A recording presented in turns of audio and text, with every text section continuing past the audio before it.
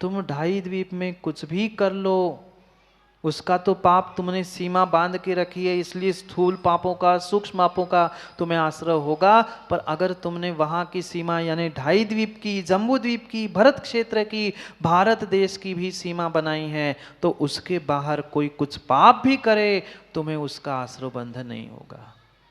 और अगर नियम नहीं है मनोज यहाँ बैठे बैठे, और तुम कहीं, अगर कोई तुम्हारा अधिव्रत नहीं है, कहीं भी कुछ हो, किसी ने हिंसा की, किसी ने बम पटका, किसी के जीवों का घात हुआ, कहीं ना कहीं तुम यहाँ रहते हो, सो तुम्हें पाप पड़ेगा। ऐसा ही है। घर में आप ये मत सोच के बैठना मैंने थोड़ी पाप किया था।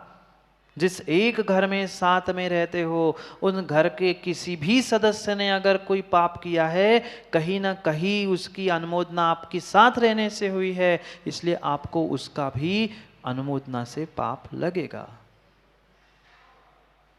इसलिए समझा रहे हैं आचार्य भगवंत की जीवन के वह पता नहीं कब निषेक चले जाए, उसके पहले ही सोच लो, कुछ तो एक परिसीमा कर लो, कुछ तो एक कल्पना कर लो। हमें पता है विदेश ही जाना है, पर विदेश से बाहर तो मुकेश जी जाना है, भरत क्षेत्र में कहीं प्रतिष्ठा करने जाने हैं, तो पूछ लो अकृत्रिम चैत्यालय की कहीं फोन आ रहा हो तो कोई नहीं बुलाएगा।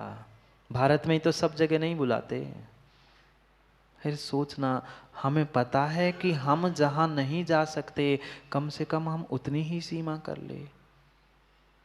मरण पर्यंत उन बाहर के सभी स्थूल सूक्ष्म पापों का परिपूर्ण रूप से मां त्याग हो जाएगा, पर कर पाते हैं? पता नहीं महाराज जी, कब विदेश से ऑफर आ जाए, कब जाना पड़े वीरेंद्र। और पंडित जाएंगे तो तुम तो जाओगे ही पकड़ के बैग। कितना जीव उन पापों में उलझा है और कितना पापों के बारे में सोचता है, पता है जा नहीं सकता। परसों नरसों ही पूछा था, कितने ने चक्रवर्ती मां सची बनने का नियम लिया, नहीं बनेंगे स्वर्ग की, यहाँ की नहीं, स्वर्ग की बनना है इस पर्याय में। चक्रवर्ती की पटरानी इस पर्याय में, छठ खंडों को जीतने वाला नहीं।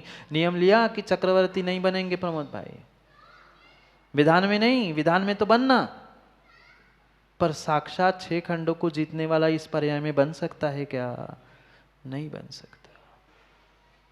पर फिर भी त्याग करने की भावना नहीं। पता है किसी भी प्रकार से, ऐसे भी 60 70 80 साल के वृद्ध है, उनसे भी कहा जाए कि कम से कम विदेश जाने का त्याग कर दो, नहीं पता महाराज जी, बीमार पड़ गया, डॉक्टर ने कहा वहां दिखाओ, तो अब मैं तो मना करूं पर बेटे नहीं माने तो बेटों में क्या दम, तुम्हारा मन है तभी तो वे ले जा पाए।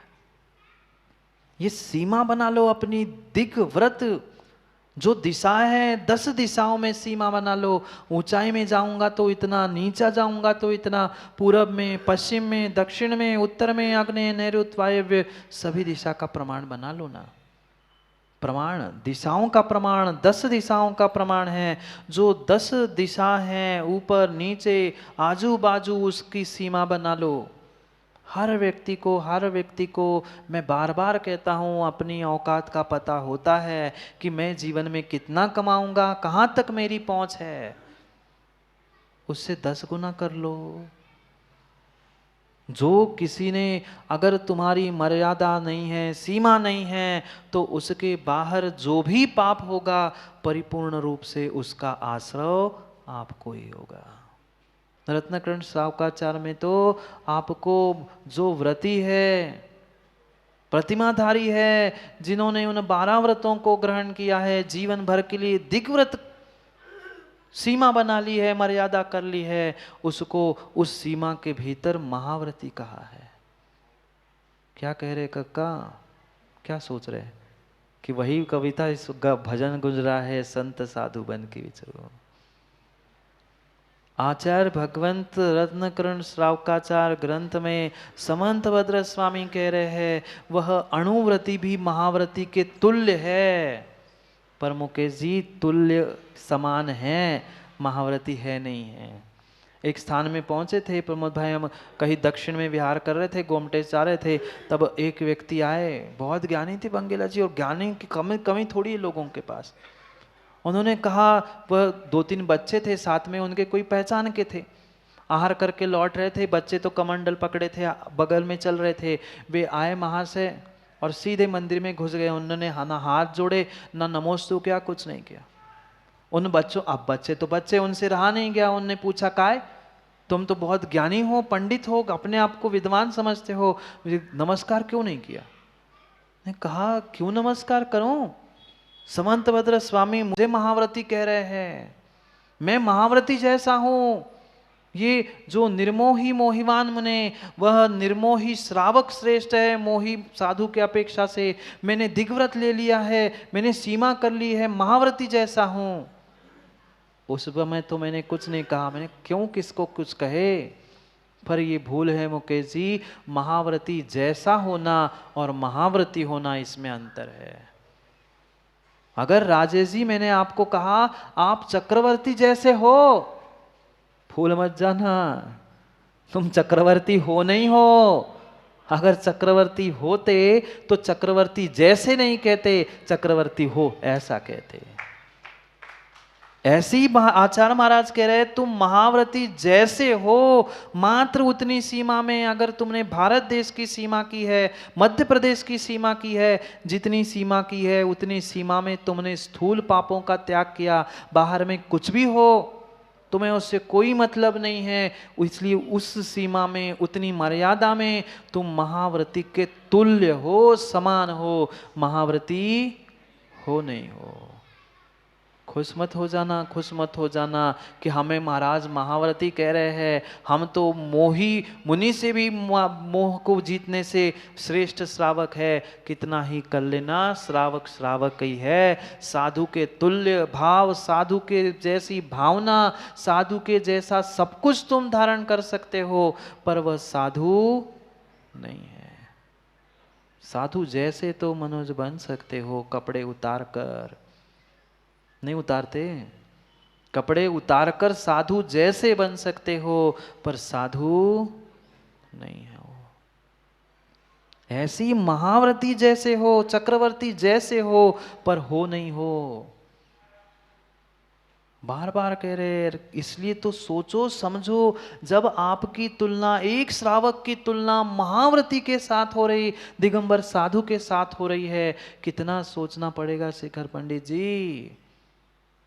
कहाँ महाव्रती, कहाँ दिगंबर मुद्राधारी, जिन्होंने 9 कोटि से हिंसा का त्याग कर लिया, 22 परिसय सहन कर रहे हैं, भूख प्यास 28 मूल गुणों को धारण कर रहे, उनके साथ श्रावक की तुलना हो रही। आपकी नहीं, आपकी किसी की नहीं, सद श्रावक की तुलना हो रही है, जिसने दिग्व्रत, देश व्रत, वह भोगोभोग परिमाण व्रत आदि उन 7 व्रतों को धारण किया है।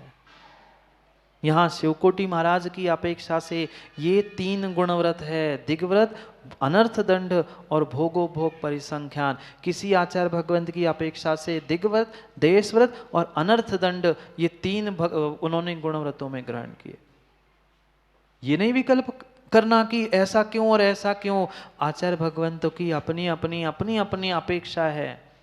श्रावकाचार में आचार्य भगवंत यही कहते हैं कि दिग्व्रत, अनर्थ दंड और भोगो भोग परिसंख्यान। आचार्य भगवंत अन्य भी है जिन्होंने अपनी अपेक्षा से दिग्व्रत के साथ देशव्रत जोड़ लिया। देशव्रत यानी प्रतिदिन का प्रतिदिन नियम लेना। क्या हम इतना भी नियम नहीं ले सकते? हमें पता है कि हमें आज इस शहर से, नगर से बाहर नहीं जाना है, तो जब तक हमें नहीं जाना है तब तक तो नियम ले सकते हैं।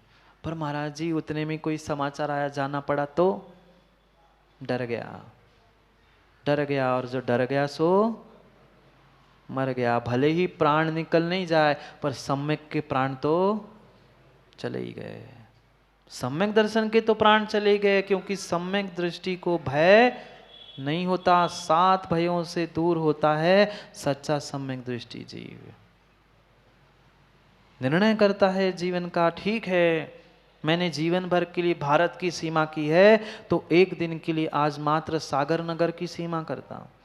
मात्र इस लक्ष्मीपुरा वार्ड की जो भी सीमा है वह प्रतिदिन सीमा करना, दिग्व्रत में भी पुनः छोटा व्रत, छोटी सीमा करना, ये देश व्रत कहा है। और ये मात्र और मात्र परकोटे के समान उसकी रक्षा करने के लिए है। क्यों पालन करना दिग्व्रत का? क्योंकि जो बाहर बहुत सारा आरंभ पाप हो रहा है उससे मैं बचूं, आत्मा के उस अहिंसा आदि ब्रह्म की गुणों की रक्षा हो, इसलिए कहा। अनर्थ दंड, जो अनर्थ रूप से कार्य हो रहा है उस पर सीमा करो। अप्रयोजनभूत कार्यों से बचने के लिए अनर्थ दंड का। फिर जो इंद्रियों में, विषयों में जो आसक्ति है उस आसक्ति से बचने के लिए वह भोगोपभोग परिमाण व्रत कहा। ये 3 गुणों व्रतों की अभी तो मात्र एक दिग्व्रत के बारे में विशेष समझ रहे, कल एक एक के बारे में समझेंगे क्योंकि समय हो रहा है ना। घड़ी किस कह रही है? कोई माने नहीं माने पर घड़ी किसी की नहीं मानती, नहीं मानती। और घड़ी तो अपने समय पे चलेगी चलेगी और चलेगी। सोचना, विचार करना, कक्का 23 और आज 23 जुलाई और आज 23 अगस्त हो गया एक। अगले 23 को तो पर्यूषण भी पूरा हो जाएगा। देखते देखते पता नहीं माँ कब कहाँ कैसे समय निकल जाता है। सोच लो, समझ लो, संभल लो, पुनः समय मिले नहीं मिले कोई ठिकाना नहीं है।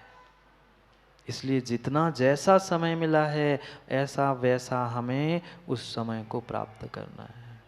3 गुणव्रतों के साथ 4 शिक्षा व्रत कह रहे हैं कि सामायिक समता परिणाम, मन की पवित्रता के लिए। प्रोषोदोपवास व्रत बताया, इंद्रियों की जो चंचलता है उस इंद्रियों की चंचलता और मन को वश करने के लिए प्रोषोदोपवास कहा। कैसे क्या क्या विधि है करेंगे क्रम क्रम से व्याख्यान, पर श्लोक में जो नाम दिए हैं उन 7 व्रतों के विषय में संक्षेप में ही समझे। अपने स्वयं के लोभ का त्याग करने के लिए, लोभ को कम करने के लिए वह अतिथि संविभाग यानी निर्ग्रंथों को आहार दान आदि कहा। फिर उस सल्लेखना कषायों को कृश करने के लिए, नष्ट करने के लिए मरण समय में मारणांतिक सल्लेखना।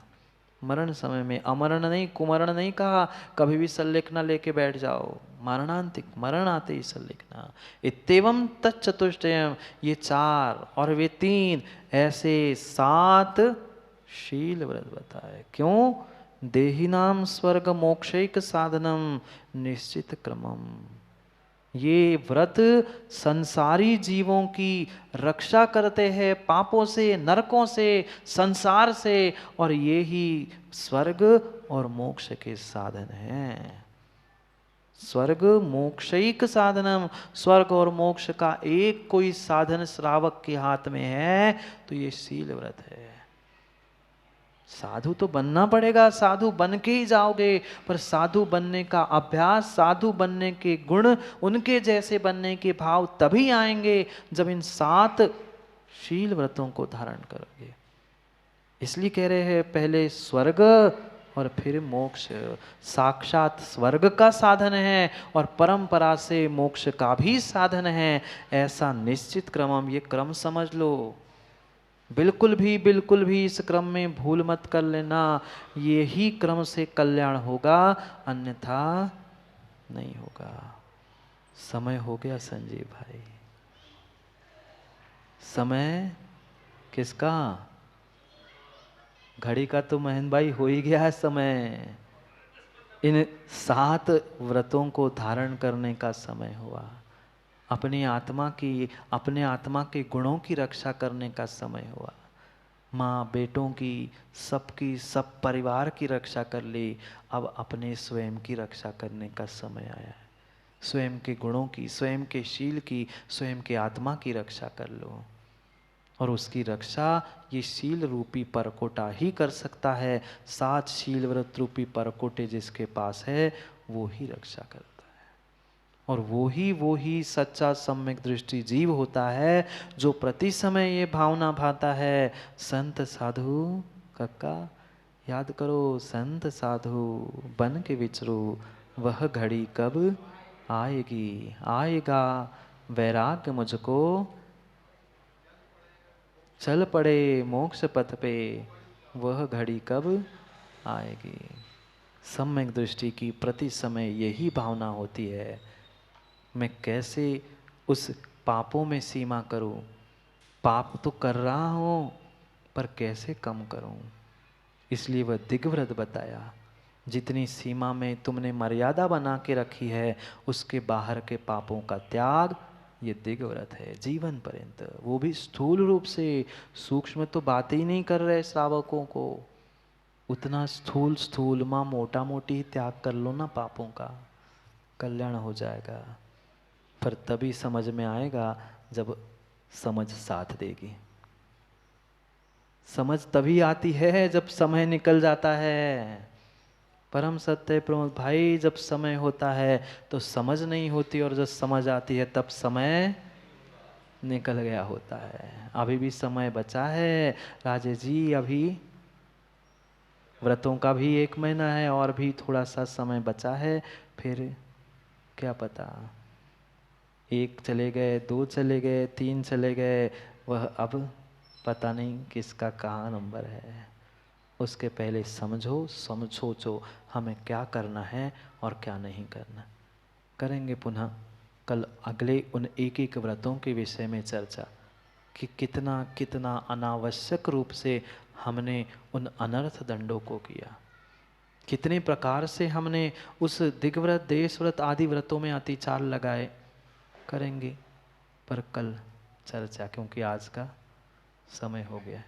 कल की तो बंद थी, आज तो खोलनी है दुकान पापों की। जाओ, समय हो गया है दुकान खोलने की। संजीव भाई, पापों की। अच्छा, आज स्ट्राइक है इसलिए तुम 10:30 बजे दिख रहे हो, नहीं तो वही सोच रहा था मैं कैसे आया। वह दुकानदारों की तो स्ट्राइक हो सकती है, कर्मों की कोई स्ट्राइक नहीं होती। कर्म तो आएंगे, उससे बचने के लिए अपने अशुभ भावों की स्ट्राइक कर लो तो कुछ कल्याण हो जाएगा। करेंगे पुनः समय पे समय की चर्चा, क्योंकि समय पे किया गया काम समय को दिलाता है। बोली भगवान महावीर स्वामी की।